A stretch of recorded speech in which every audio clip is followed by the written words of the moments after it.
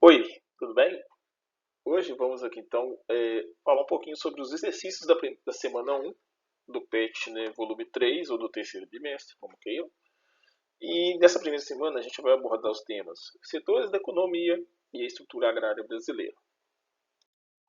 O primeiro exercício ele traz essa imagem mostrando aí uma situação de uma fazenda onde há produção de milho, criação de gado, algumas estruturas agrárias.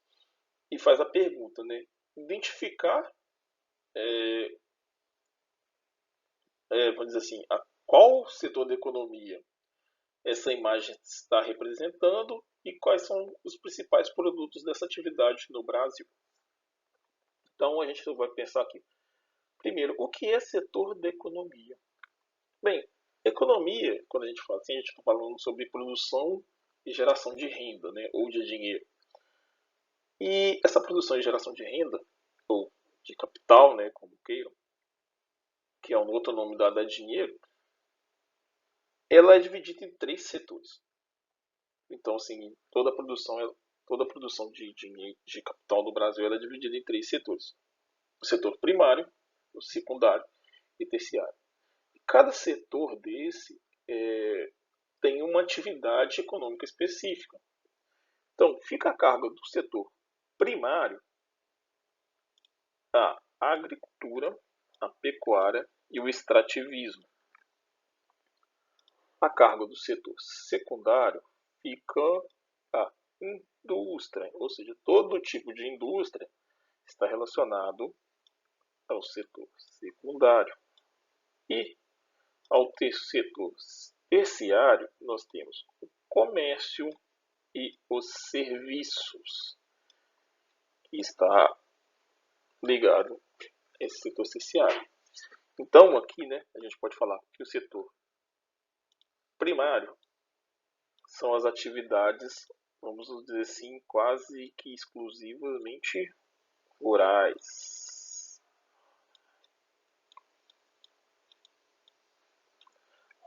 Já o setor secundário são atividades de produção. Escrever com isso é muito ruim. E já, gente, imagina que isso aqui é um D, tá? Produção. Isso aqui é um O. E já o setor terciário são atividades mais a gente vai chamar de urbanas, apesar de existir setores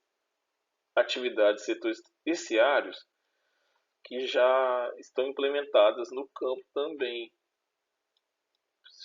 Sobretudo essas daqui, ó, atividades de serviço. O comércio também, né? Mas sobretudo atividades de serviços, elas já se encontram no campo também. Mas isso aí vocês vão entender melhor quando a gente fala sobre o novo urbano brasileiro. Então, para esse exercício, nós vamos identificar o que? Nós temos uma imagem retratando o campo. Então, nós temos atividades propriamente rurais. Então, o setor que ela pertence.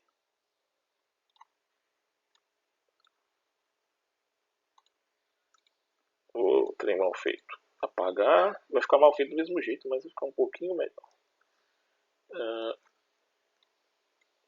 Setor que ela pertence, setor primário.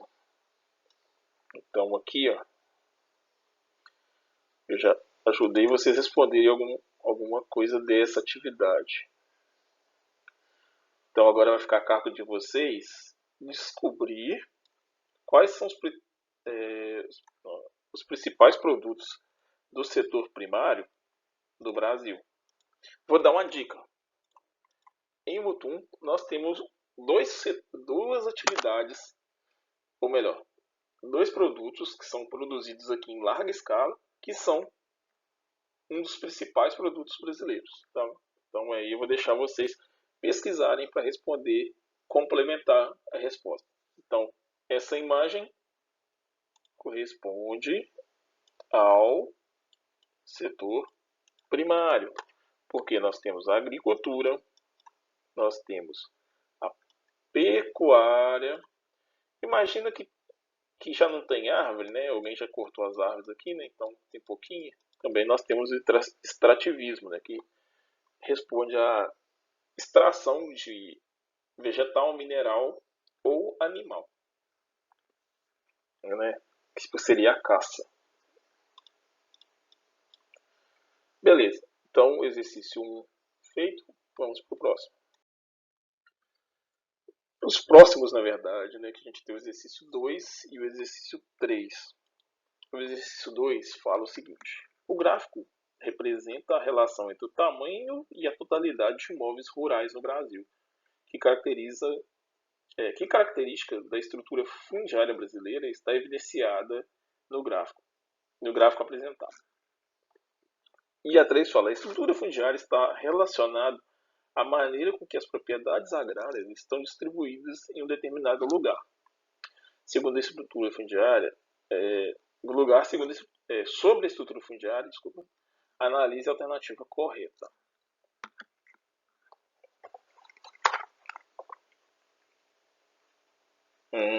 Agora chegando melhor. Então, gente, para a gente responder essas duas questões, né? A gente poderia analisar o gráfico e a gente poderia, né, fazer uma pesquisa aqui. Mas vamos entender primeiro o que é a estrutura fundiária brasileira. Bem, a estrutura fundiária, né? A estrutura fundiária. Erro, ficou ruim demais. Paga. Amarelo. A estrutura fundiária do Brasil, ela está relacionada com como são distribuídas as terras para a produção no nosso país. Então, assim, a gente tem que no país, né, as terras elas são propriedades privadas, boa parte, né? Existem terras públicas que são de propriedade do governo, mas a maior parte das terras são propriedades privadas. E essa estrutura, né, de propriedades privadas está relacionado à história de formação do nosso país. Bem, eu não vou me aprofundar muito aqui sobre a história de formação do Brasil, que isso é tema lá do primeiro bimestre. Mas a gente tem algumas informações importantes. Durante o período colonial, antes, né, do Brasil se tornar uma república ainda, desculpa gente, durante o período do Brasil Império, antes do período republicano, da abolição da escravidão, nós tivemos uma lei que foi importante, que foi chamada Lei de Terras. Essa lei, ela garantiu a propriedade privada no nosso país. E só quem tivesse dinheiro poderia ter terras ou comprar terras. Logo, então, isso aqui já fez com que boa parte da população não conseguisse ter terra. Então, boa parte da população pobre e boa parte da população que deixou de ser escrava no futuro próximo, né? A gente está falando aqui de 1850. A escravidão ela foi abolida 49 anos depois no Brasil. Então a gente está falando aí de uma lei de 49 anos antes, já garantia que os ex-escravizados, né, não tivessem condições de trabalhar da própria terra, porque eles não tinham mais, eles não tinham, além de, né, sair do emprego com a mão na frente e outra atrás, emprego não, né, do cárcere, que eles eram mantidos contra a vontade, né, eles saírem do cárcere com a mão na frente e outra atrás, eles não poderiam mais ocupar qualquer terra, porque a partir dessa lei você teria que pagar por ela. Antigamente, né, antes de 1850, está até arriscado ali, mas as terras no Brasil elas não eram compradas, elas eram cedidas, né, pela coroa. Então ela deixou de ser cedida e passou a ser comprada. Então a gente aí tem que foi criando-se um processo, né, vou dizer assim, de grandes vazios, porque muitas pessoas não tinham como comprar terras e iam morando em locais onde davam. Então a gente tem o crescimento das primeiras favelas no Brasil, né, lá no Morro da Providência, no Rio de Janeiro, ou pessoas que acabaram voltando para os seus antigos postos de trabalho, né? Agora por um salário muito baixo. Então, muitos dos ex-escravos eles voltaram para as fazendas para trabalhar com um salário muito baixo, ou para sistemas como a gente conhece até hoje, com o sistema de meieiro, né? Que é muito comum no campo aqui de Minas Gerais. Aqui na região de Mutum eu não tenho certeza se é comum, assim, por eu não conhecer a estrutura fundiária da cidade. Mas na região de onde eu vim é muito comum as pessoas trabalharem de meeiros, né? E de 2 em 2 anos elas ficarem mudando de fazenda para trabalhar de meieiro. Ela trabalha da terra, vive da terra, mas não é dona, né? O dono é outra pessoa, talvez que mora na cidade, tem várias fazendas e não dá conta de tomar conta de tudo.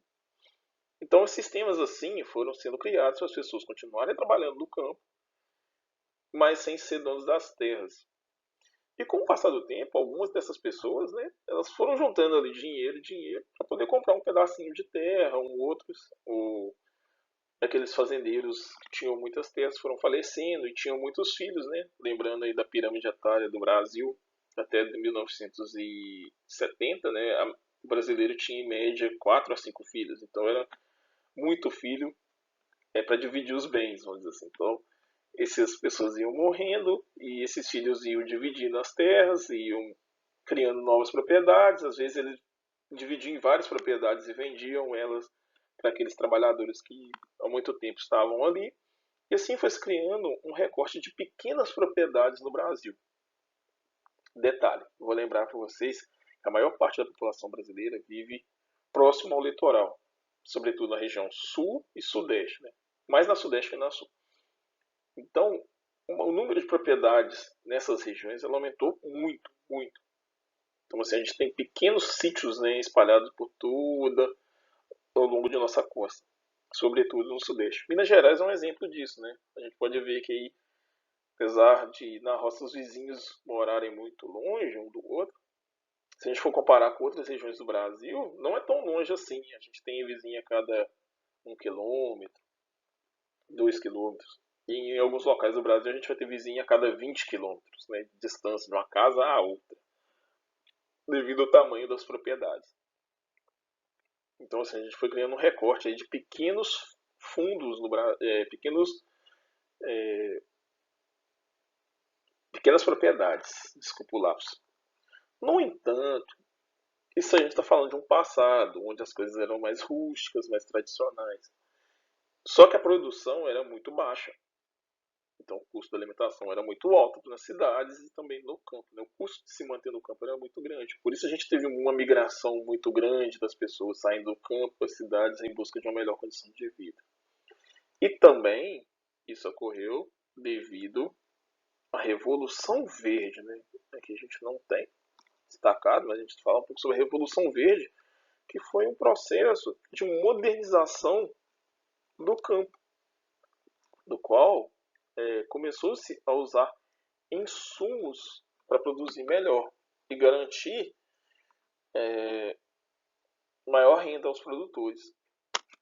Só que só mexeu quem tinha insumo, quem tinha dinheiro para investir. Então esses proprietários eles começaram a comprar terras de várias formas, né? Forçar uma venda ou tirar os meieiros da terra e tal, através da mecanização e tal, e aumentando-se o tamanho das propriedades, né? Formando assim os latifúndios. Os latifúndios eles são muito presentes na região centro-oeste do Brasil e na região norte, que foi aonde nós tínhamos a então chamada fronteira agrícola do país. E nesses latifúndios é onde ocorre a grande produção de grãos do país, né? Sendo o Brasil aí o terceiro ou quarto maior produtor de grãos no mundo, que fez com que os latifúndios se tornassem aí grandes propriedades, grandes produtores. Lembrando que o latifúndio não é uma novidade no Brasil. Os latifúndios eles já existiam aí desde o período colonial, né, lá do período da plantação de cana-de-açúcar. Bem, com essa explicação bem rasa sobre a estrutura, né, fundiária que a gente tem, minifúndios mais a sudeste e latifúndios mais ao oeste do país, a gente pode tentar responder pelo menos duas questões. Essas duas questões. Primeira, né? Então o gráfico representa tal que características da estrutura fundiária brasileira está evidenciado no gráfico apresentado. Então nós temos aqui, ó, que a totalidade de imóveis rurais no Brasil. Nós temos que a maior parte, né, essa parte escura aqui, está acima de 1.000 hectares. Nós temos então uma grande propriedade, mostrando que a maior parte dos imóveis brasileiros eles são gigantes, né, acima de 1.000 hectares. E depois a gente tem aqui, né, que a segunda maior parte, que é esse cinza, né, está entre 10 e 100 hectares.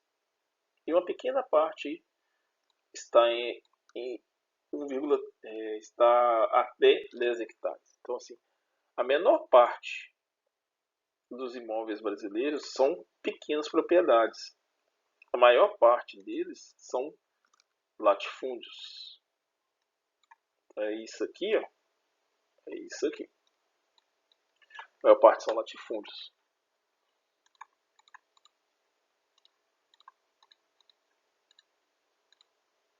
Só dar uma apagada aqui para a gente não confundir muita coisa. Então, a maior parte desses imóveis são latifúndios. Então, com base nisso, a gente pode responder o quê? Vem as opções. A concentração de terras na mão de poucos, a existência de terras na mão de poucos, o domínio territorial dos minifúndios e a primazia da agricultura familiar. Então, a gente pode observar que qual dessas opções você acha que esse gráfico está representando. Então, você vai olhar aí e vai tentar responder. E já a segunda questão fala, a estrutura fundiária está relacionada à maneira com que as propriedades agrárias estão distribuídas em um determinado lugar. Sobre a estrutura fundiária, marcar a alternativa correta. Bem, minha câmera aqui está tampando. Deixa eu ver se eu consigo mudar ela de lugar. Eu não vou conseguir mudar aqui por causa dessa câmera. Pronto. Sumi aqui para poder ler todas as opções. Então, vamos procurar a alternativa correta. Quanto maior a concentração de terras, maior será a quantidade de propriedades de terras e menor será o tamanho das propriedades. Então, o que quer dizer? Quanto maior a quantidade de terras na mão de alguém, ou de algumas pessoas, maior será o número de propriedades? Imagina o seguinte. Temos aqui, vamos dizer que isso aqui seja uma propriedade. Nós temos aqui dividido em duas. Então, a gente tem aqui uma quantidade X e aqui a gente tem uma quantidade Y de terra. Isso está na mão de uma pessoa. São duas propriedades, mas na mão de uma pessoa. Vamos dizer que essa mesma quantidade, essa mesma área, ela fosse dividida em pequenas propriedades na mão de 10 pessoas. Então, quanto maior a concentração, maior será a quantidade de propriedades? Não, né? Então, essa aqui a gente pode descartar.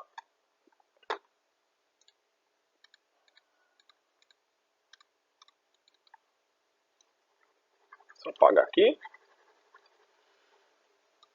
Beleza, a primeira descartada. Vamos para a segunda. Em países subdesenvolvidos, no caso do Brasil, há grandes propriedades rurais concentradas na mão de muitos proprietários que abastecem o mercado interno. Vamos por partes. Em países subdesenvolvidos, igual ao Brasil, há grandes propriedades de terra, de propriedades rurais. Isso aqui está certo. Mas olha aqui, ó, concentrada na mão de muitos proprietários. Isso aqui está errado. Existem grandes propriedades concentradas na mão de poucos. Então essa aqui também a gente pode excluir. Vamos à letra C. A estrutura fundiária brasileira é uma das mais concentradas do mundo? Sim. É só a gente observar aqui. Ó. Só a gente observar aqui.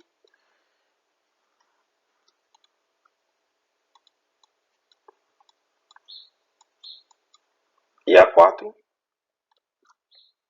a concentração de terras na mão de poucos contribui para que não ocorra problema no campo, principalmente conflito por terra. Essa está errada. Existe muito. Nós temos aí os movimentos do sem terra, temos vários movimentos que lutam pela abertura dessa concentração, né, que as pessoas tenham mais terra. Bem, explicando isso, vamos para a próxima. E por fim, nós temos a 4, que pede para a gente falar sobre as características da agricultura familiar. Então, ó, a agricultura familiar é um tipo de agricultura, né, desenvolvida lá nas pequenas propriedades, então são a agricultura que a gente conhece aí, e geralmente ela é realizada pelos membros de uma família. E essa produção geralmente ela serve para alimentar a família e para a venda. E nós temos algumas características aqui. Então nós temos que ela é realizada em pequenas propriedades, a mão de obra é quase exclusivamente por membros da família, quase exclusivamente porque geralmente eles acabam, né, quando a produção é muito grande, acabam contratando algumas pessoas para ajudar. Geralmente ela usa pouco ou quase nenhum agrotóxico e a distribuição dos alimentos geralmente ela é local, nos mercados e nas feiras. Pessoal, eu acho que ficou um pouco grande, mas é isso que eu queria explicar para vocês. Então, aí, tiverem dúvida, alguma coisa assim, podem me mandar mensagem que eu estou à disposição de vocês.